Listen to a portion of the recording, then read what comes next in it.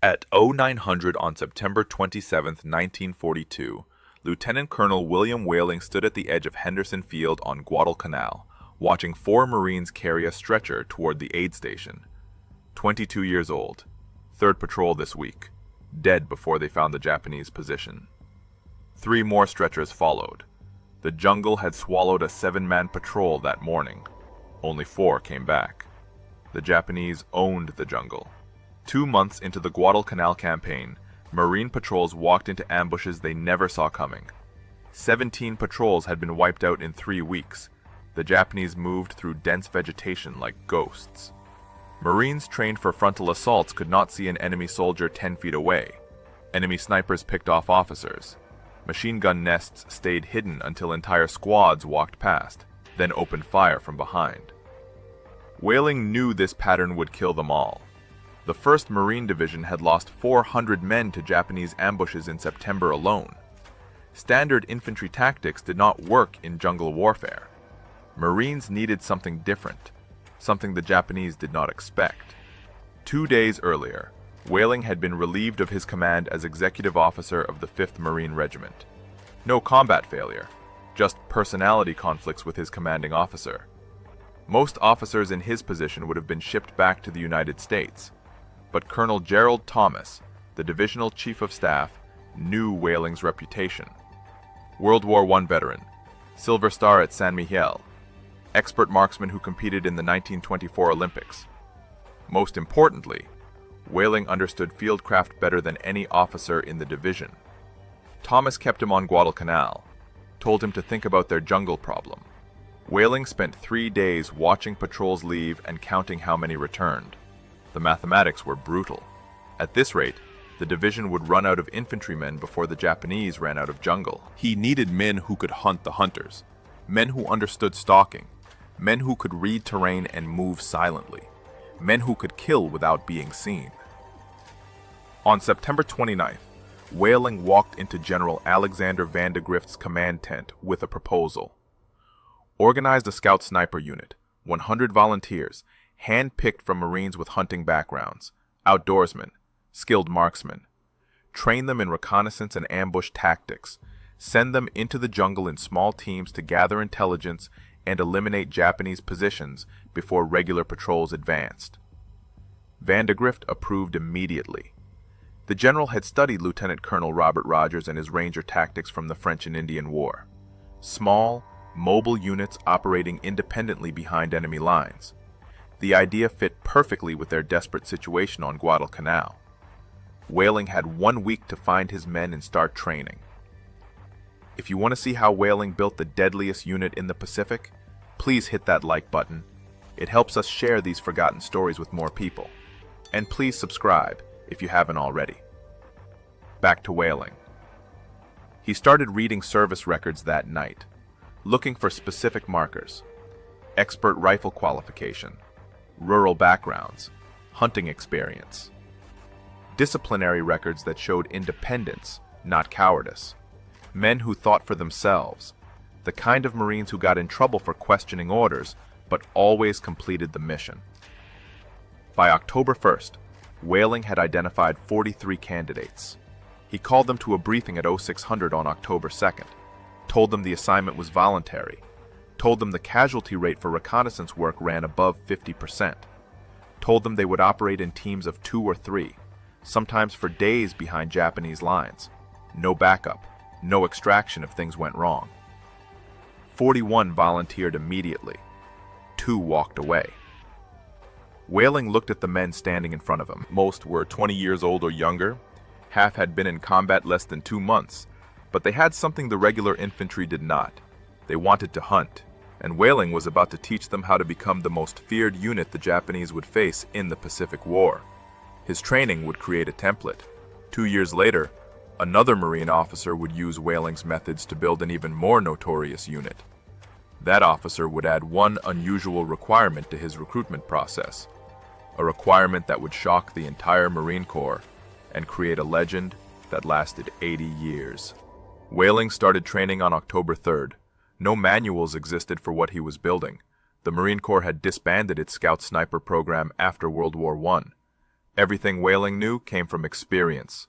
24 years in the Corps, jungle patrol in Nicaragua, French battlefields where he learned that invisible soldiers lived longer than brave ones. The first lesson was silence. Whaling took his volunteers into the jungle west of Henderson Field and told them to walk 100 yards without making noise. Every man failed. Equipment rattled. Boots cracked branches. Canteens clinked against rifles. The jungle amplified every sound. He made them do it again. Removed everything that made noise. Taped down metal parts. Wrapped cloth around canteen hooks. Walked in soft-soled boots instead of standard issue.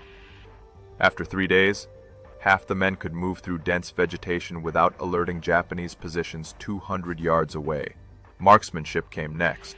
Most Marines could hit targets at 300 yards on a rifle range, but rifle ranges did not have wind, or rain, or targets that shot back.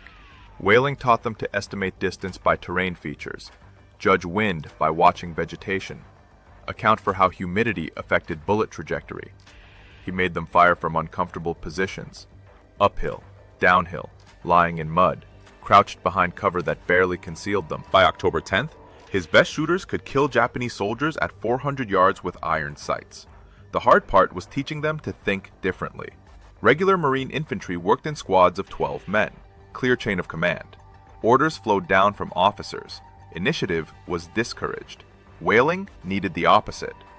Teams of 2 or 3 operating independently for days, making tactical decisions without asking permission. Soldiers who could adapt when plans failed. He trained them in map reading and terrain analysis, how to identify good ambush positions, how to sketch enemy fortifications, how to estimate troop strength from campfire smoke and foot traffic, skills that regular infantry never learned, because officers did that thinking for them. On October 13th, Whaling received orders from General Vandegrift. The division was planning an offensive across the Matanikaw River. Japanese forces had dug in on the western side. Machine gun nests covered every approach. Artillery positions sat hidden in jungle canopy. Regular patrols kept getting slaughtered trying to find them. Vandegrift wanted Whaling to take his partially trained unit and locate Japanese positions before the offensive started. Whaling picked 8 men, split them into 4 teams, gave each team a sector to scout, told them to avoid contact if possible, gather intelligence, and return. If they got pinned down, they were on their own. No rescue missions. The division could not afford to lose more men looking for lost scouts. The first team left at 0400 on October 14th. 2 Marines, both from Montana. Both grew up hunting elk in mountain forests. They moved west along the Matanikaw River for 3 hours, found a Japanese artillery position at 0715. 4 Type 92 howitzers hidden under camouflage netting. 60 soldiers. They sketched the position, counted ammunition crates, and returned by noon. The second team found a machine gun nest overlooking a river crossing. The third team mapped Japanese patrol routes. The fourth team ran into trouble. They were mapping a trail network when a Japanese patrol appeared. 5 soldiers, 50 yards away. The 2 Marines froze, waited for the patrol to pass. But one Japanese soldier stalked, looked directly at the position where the Marines hid in vegetation, raised his rifle. The Marine closest to him fired first. Single shot. The Japanese soldier dropped. His 4 companions scattered, started shouting. Within 30 seconds, whistles echoed through the jungle, enemy troops converging on the sound. The 2 Marines ran, headed east toward Marine lines. Japanese soldiers followed. The chase lasted 40 minutes. The Marines reached friendly positions with 11 enemy soldiers 200 yards behind them, but they brought back critical intelligence. Whaling now had detailed maps of Japanese positions along a 2-mile front, information that regular patrols had failed to gather in 2 months of trying, information that cost dozens of Marine lives. General Vandegrift looked at the maps on October 15th and immediately changed his offensive plan. Instead of a frontal assault, he would use the scout teams to guide flanking maneuvers around Japanese strongpoints. Whaling's unit had proven the concept worked. Now Vandegrift wanted more. He told Whaling to expand, find another 60 volunteers, form a full company, and prepare for the largest Marine offensive of the Guadalcanal campaign. The battle for the Matanikaw was coming. and Whaling's scout snipers would lead the way into the deadliest jungle fighting the Pacific War had seen. The Matanakaw offensive began at 0600 on October 6, 1942. Whaling scouts moved out 30 minutes before the main assault. Their mission was simple: infiltrate Japanese lines, locate command posts and artillery positions, eliminate officers and radio operators, create chaos before Marine infantry crossed the river. Whaling organized his scouts into a special task force, combined them with 3rd Battalion 2nd Marines. The unit was officially called the Composite Battalion. Everyone else called it the Whaling Group. They crossed the Matanakaw River 3 miles upstream from Japanese positions, moved through jungle so dense that visibility dropped to 20 feet. No trails, no maps, just compass bearings and intuition. By 0800, they had penetrated 2 miles behind Japanese lines without being detected. The first engagement happened at 0920. A Whaling Group scout team spotted a Japanese command post, tent with radio equipment, 6 officers studying maps, 15 soldiers providing security. The scouts waited until officers gathered for a briefing, then opened fire from 200 yards, killed 4 officers in the first volley. The remaining Japanese soldiers scattered into jungle, never found who shot them. 30 minutes later, another scout team eliminated a forward observer calling artillery strikes on Marine positions. Single shot from 300 yards. The observer dropped. Artillery fire stopped. Marine infantry advanced 600 yards before Japanese gunners realized their spotter was dead. By noon, Whaling Group had encircled Japanese positions west of the Matanakaw.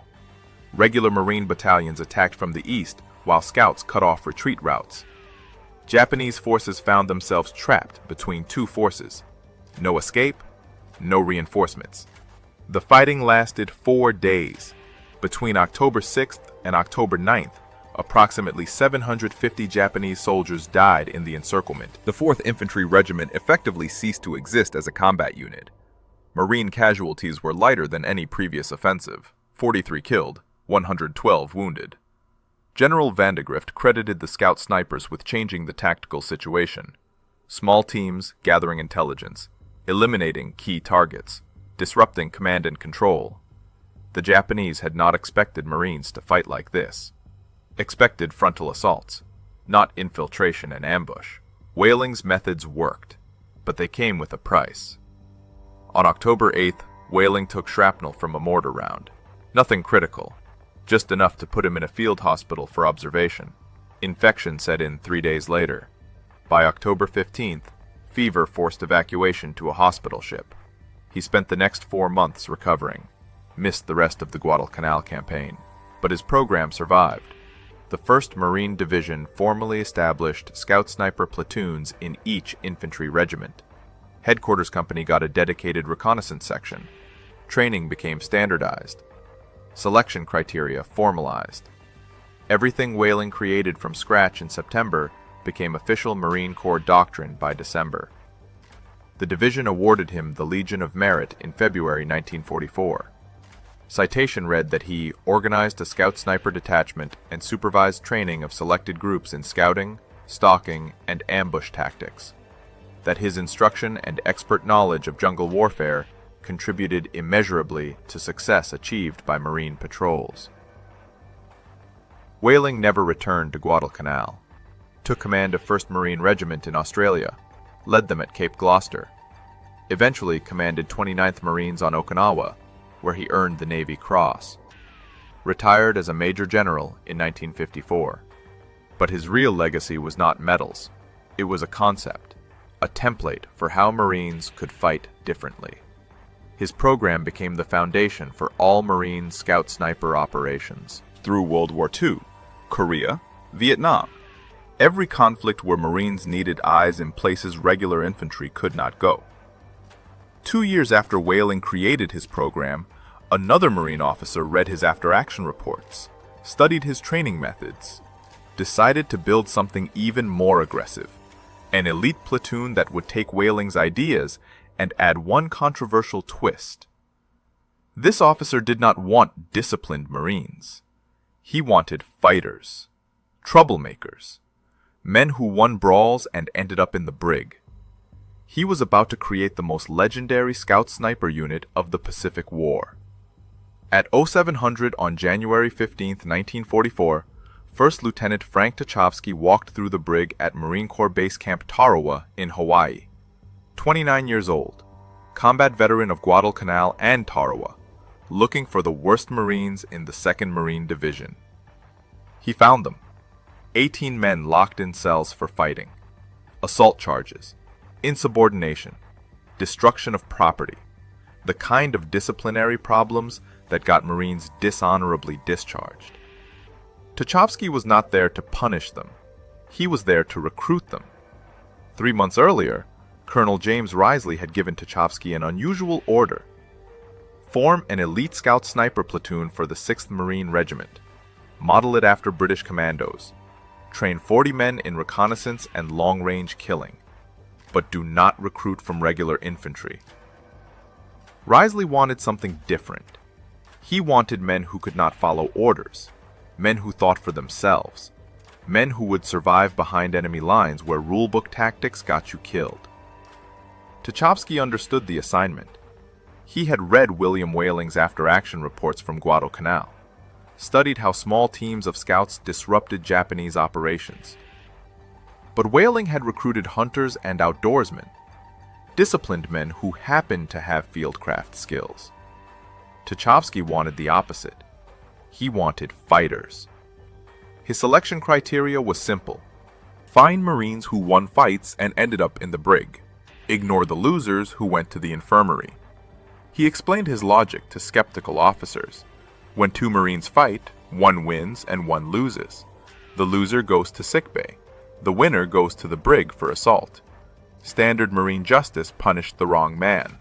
The winner proved he could handle himself, proved he would not quit when things got violent. That was the Marine Tucholsky wanted on his team. The Brig commander thought he was insane, told him these men were troublemakers, criminals, the worst discipline cases in the division. Tucholsky said that was exactly what he needed. Over 3 weeks, Tucholsky interviewed 47 Marines with disciplinary records, asked them why they fought, what they did before joining the Corps, whether they could kill a man silently with a knife. 23 volunteered. Another 17 came from regular infantry, Marines with expert marksman ratings who had proven themselves at Tarawa. By February 1st, Tucholsky had his 40 men, called them the Scout Sniper Platoon of the 6th Marine Regiment. The nickname came later, after they started stealing everything not bolted down on the big island of Hawaii. Training began in the jungle highlands near Hilo. Tucholsky used Whaling's methods as a foundation. Silent movement, long-range marksmanship, map reading. Then added hand-to-hand combat training, knife fighting, garrote techniques, how to kill sentries without making noise. British commando tactics adapted for Pacific jungle warfare. The platoon learned to live off the land, hunt wild boar, catch fish, identify edible plants. Survival skills for operating behind enemy lines where resupply was impossible. They trained with piano wire garrotes, learned how to roll the wire in glue and crushed glass. One Marine named Wild Bill Emmerich became infamous for rescuing wounded men from kill zones using nothing but a garrote and silence. Equipment was a problem. The Marine Corps issued them World War I-era Springfield rifles. Outdated rations. No proper camouflage. So they stole better gear, raided Army supply depots at night, took newer weapons, stole canned food and whiskey, even stole an Army captain's Jeep and repainted it marine green. If you want to see how these 40 thieves earned their nickname on Saipan, please hit that like button. Every like helps us share more forgotten stories. And please subscribe if you haven't already. Back to the thieves. The stealing became legendary. Other Marine units called them the 40 Thieves, not as an insult, as respect. These men operated outside normal military constraints, took what they needed to survive. Officers looked the other way because Tucholsky was building something unprecedented, a unit that could hunt Japanese soldiers in their own territory. By May 1944, the 40 Thieves were ready. Saipan was coming. 15 square miles of volcanic rock and jungle, 30,000 Japanese defenders. The first invasion of Japanese home territory. High Command expected 70% casualties in the first week. The thieves would go in first. Days before the main landing, their mission was simple: scout enemy positions, map defenses, kill officers, and survive long enough to guide the assault force through the bloodiest invasion of the Pacific War. At 0530 on June 15, 1944, Corporal Bill Knuppel crouched in a Higgins boat 300 yards off Saipan's western shore. 21 years old, member of the 40 Thieves, watching naval bombardment tear apart the beach ahead. The noise was unbelievable. 16-inch guns from battleships, 5-inch destroyer batteries, rockets from landing craft. The entire shoreline disappeared under smoke and fire. The Japanese were waiting anyway. The 2nd and 4th Marine Divisions hit the beach at 0840. 8,000 Marines in the first wave. Japanese artillery opened fire immediately. Mortars, machine guns, artillery zeroed on landing zones. Marines died before they left their boats. Bodies floated in surf. Wounded men drowned in 3 feet of water. The 40 Thieves landed in the 4th wave. Their mission was different from regular infantry. While line companies fought for the beaches, Tucholsky's platoon moved inland, looking for Japanese command posts, artillery positions, supply dumps, targets that regular Marines would not reach for days. By noon, the thieves had penetrated half a mile inland, found themselves in dense sugarcane fields where visibility dropped to 10 feet. Perfect terrain for ambush.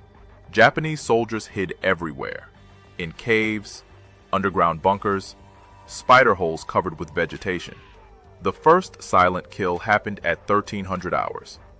2 thieves were scouting a trail when they spotted a Japanese radio operator, alone, setting up antenna wire. They approached from behind. Piano wire garrote. The operator died without making a sound. They took his maps and radio codes, left his body hidden in sugarcane. 2 hours later, another team eliminated a 3-man observation post. Knives. No gunfire. Japanese officers never knew their forward observers were dead. Artillery fire became uncoordinated. Marines advanced through gaps in defensive fire. This was what Tucholsky had trained them for. Silent killing. Operating independently. Making tactical decisions without orders. The thieves moved through Japanese-controlled territory like ghosts. Regular infantry fought set-piece battles. The thieves hunted. On June 16th, Tucholsky led a patrol to scout Mount Tipo Palais, a volcanic peak in central Saipan. Intelligence reports said Japanese forces used the mountain as an observation post. Someone up there was calling artillery strikes on Marine positions. Tucholsky needed to find them. The patrol climbed through jungle so thick they used machetes, reached the base of Mount Tipo Palais at 0900. Found a trail leading up the slope. Fresh footprints, bicycle tracks. The Japanese were using bicycles to move supplies and troops down the mountain. Tucholsky positioned his best snipers along the trail. 5 men with Springfield rifles mounted with U-Nerdle scopes. Told them to wait for targets. By noon, Japanese soldiers started descending on bicycles. Officers, couriers, supply runners. They made easy targets. The thieves killed 14 men that afternoon. Never fired more than 1 shot per target. Never gave away their position.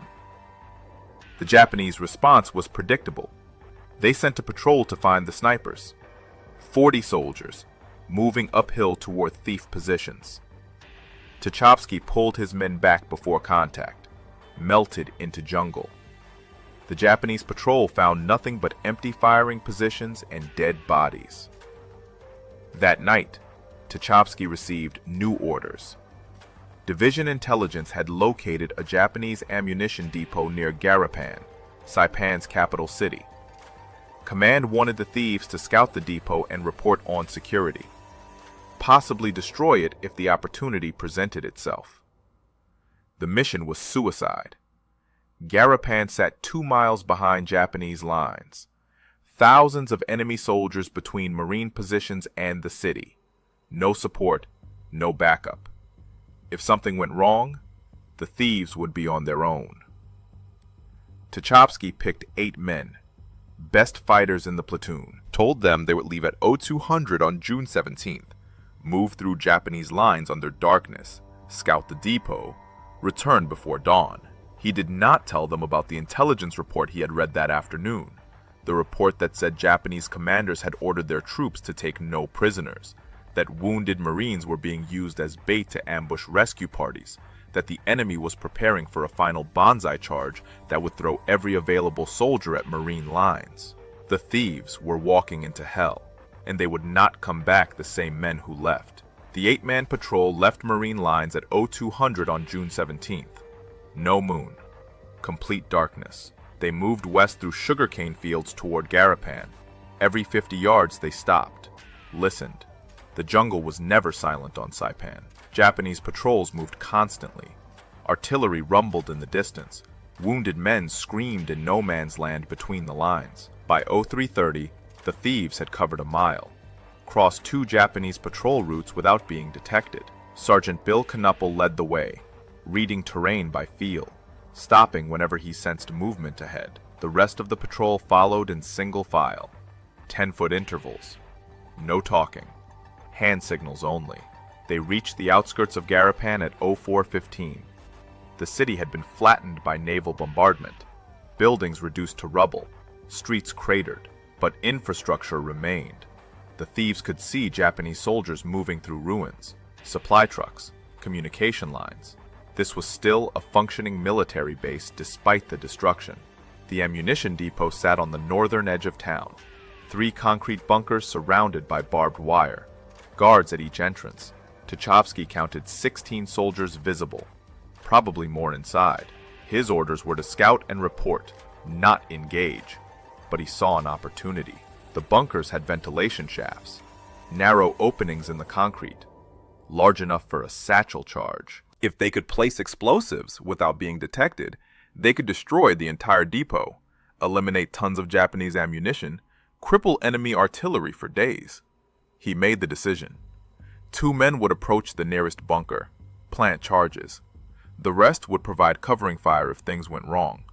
They would detonate at 0500, then run like hell back to Marine lines before Japanese forces realized what happened.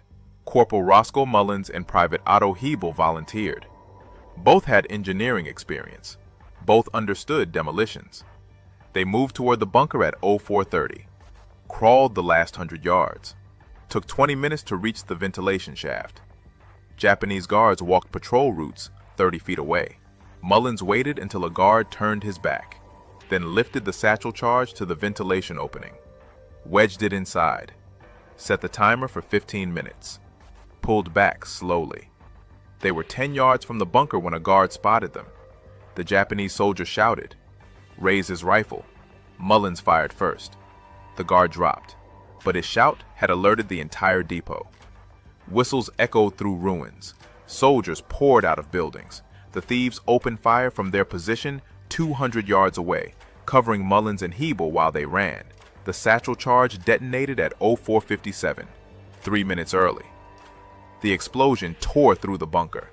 Secondary explosions followed as ammunition inside ignited. Artillery shells, mortar rounds, small arms ammunition. The entire depot chain reacted. Explosions continued for 5 minutes. The sky turned orange. Debris rained down across Garapan.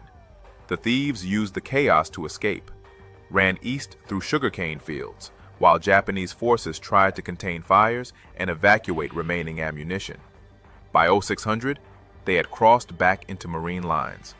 All 8 men, no casualties. They had destroyed the largest ammunition depot in northern Saipan. Division intelligence estimated the explosion eliminated 30% of Japanese artillery ammunition. Enemy fire dropped significantly over the next 2 days. Marine casualties decreased, the advance accelerated. But the mission had consequences. Japanese commanders realized Marine scout units were operating behind their lines. They increased patrols, set ambushes, started using wounded Marines as bait. Any Marine caught alone faced immediate execution. The rules of warfare on Saipan changed after Garapan. On June 19th, a thief patrol walked into an ambush near Mount Tipo Palais. 4 men, scouting a trail network. Japanese soldiers had positioned themselves in trees and underground positions, waited until the patrol was surrounded, then opened fire. The patrol leader was killed instantly. The other 3 fought their way out, wounded. 1 man took a bullet through the shoulder. Another had shrapnel in his leg. They made it back to Marine lines but brought terrible news. The Japanese had used 2 wounded Marines as bait, left them crying for help in an open clearing. When the thief patrol approached, the ambush triggered. The wounded Marines died in the crossfire. That night, the 40 thieves held an unofficial meeting. No officers present, just enlisted men. They voted unanimously. No thief would be taken alive. If wounded and unable to escape, other thieves would ensure a quick death rather than capture and torture. The war on Saipan had become personal. By June 23rd, the 40 thieves had been in continuous combat for 8 days. No rest, no rotation off the line. They operated in 12-hour shifts. Half the platoon scouting during daylight, the other half infiltrating Japanese positions at night. Sleep came in 2-hour intervals. Food was whatever they could steal or scavenge. Casualties mounted. The platoon had started with 40 men. By June 23rd, 32 remained combat effective. 3 were dead, 5 wounded badly enough for evacuation. The mathematics were simple. If combat continued at this rate, the platoon would cease to exist by July 1st. But they kept hunting.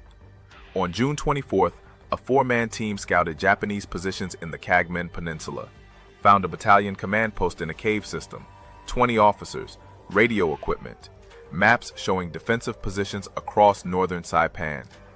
The team could not assault the cave, too many guards, so they marked the position and called in artillery. Naval gunfire destroyed the cave at 1600 hours, direct hit with 14-inch shells. The entire command structure of a Japanese battalion disappeared in one strike. Enemy coordination collapsed. Marines advanced 300 yards that afternoon with minimal resistance. The next day brought the worst loss the thieves would suffer. Corporal Martin Dyer led a patrol into dense jungle near Mount Tapochau. 5 men. Mission was to scout Japanese artillery positions reported in the area. They found the artillery. 4 Type 92 guns positioned in a narrow ravine, camouflaged with vegetation, completely hidden from aerial reconnaissance.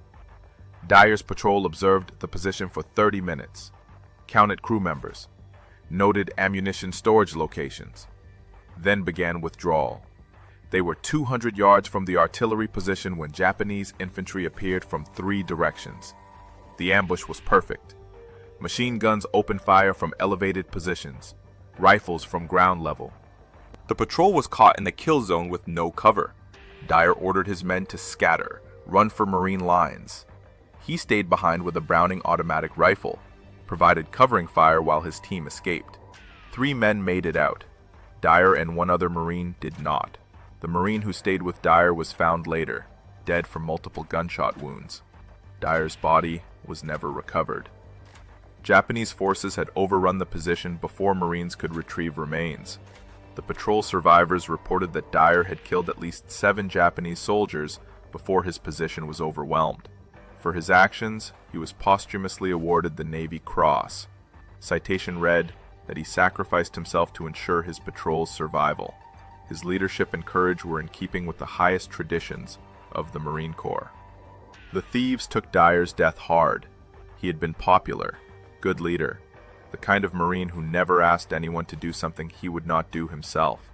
His loss reminded everyone that skill and training only delayed the inevitable on Saipan. Eventually, the numbers caught up. June 26th brought news that changed the tactical situation. Japanese forces were preparing for a massive Banzai charge. Intelligence estimated 3,000 soldiers would attack Marine positions in a suicidal assault. Command wanted the thieves to infiltrate Japanese assembly areas, locate officers, eliminate them before the attack began. Tucholsky received orders at 2200 on June 26th. The Banzai charge would likely happen within 48 hours. He had 1 night to disrupt Japanese preparations. His mission was to take 20 thieves deep behind enemy lines, find command posts, kill as many officers as possible, create chaos before the assault. It was the most dangerous mission the platoon had received. Japanese forces were consolidating, thousands of soldiers moving into attack positions. Security would be intense. The thieves would be operating in an area saturated with enemy troops. Extraction would be nearly impossible if things went wrong. Tucholsky briefed his men at 2300, told them the odds, told them casualties would be high, asked for volunteers. All 20 men stepped forward, not because they were brave, because they understood what happened if they failed. The Banzai charge would hit Marine lines with overwhelming force. Thousands of men would die, unless someone disrupted Japanese preparations first. The thieves would go. They would hunt officers in the darkness, and they would probably not all come back. The 20 thieves moved out at midnight on June 27th. No moon, heavy cloud cover, perfect conditions for infiltration. They split into 5 teams of 4 men each. Each team had a designated sector. Each team knew they were on their own if contact occurred. Tucholsky led the center team, moved west through Japanese lines toward reported command post locations. By 0200, they had penetrated a mile into enemy territory, found Japanese soldiers everywhere, sleeping in foxholes, standing guard, moving supplies. Thousands of men preparing for the assault. The first officer died at 0230. Japanese captain studying maps by lamplight inside a captured American tent. Tucholsky's team approached within 50 yards. Single shot from a suppressed Springfield. The captain dropped forward onto his maps. Guards did not even hear the shot. Over the next 3 hours, the 5 thief teams eliminated 17 Japanese officers, majors, captains, lieutenants. Command structure for the Banzai charge. Each kill was silent. Each team extracted without detection. By 0530, all 20 thieves had returned to Marine lines. 0 casualties. The Banzai charge came at 0400 on July 7th. 3,000 Japanese soldiers, screaming, bayonets fixed. They hit Marine positions along a 2-mile front. The assault was ferocious. Hand-to-hand combat. Marines fought with rifles, pistols, knives, entrenching tools, anything that could kill. But the Japanese attack lacked coordination. Officers who should have directed the assault were dead. Units attacked without support. Communication broke down. What should have been an organized offensive became a chaotic charge. Marines held their positions. Artillery and machine gun fire cut down wave after wave of Japanese soldiers. By 0800, the Banzai charge had failed. The Japanese lost 2,500 men. The Marine line held. The battle for Saipan effectively ended that morning. Organized Japanese resistance collapsed. Remaining enemy forces retreated to caves and prepared for final stands. The 40 thieves had done their job. Their nighttime raids disrupted Japanese command, made the difference between a coordinated assault that might have broken through and a suicidal charge that accomplished nothing. The platoon finished the Saipan campaign with 27 men, 13 casualties over 21 days of combat, 4 dead, 9 wounded. The survivors returned to Hawaii in August. The platoon was disbanded in October. Men were distributed to regular infantry units.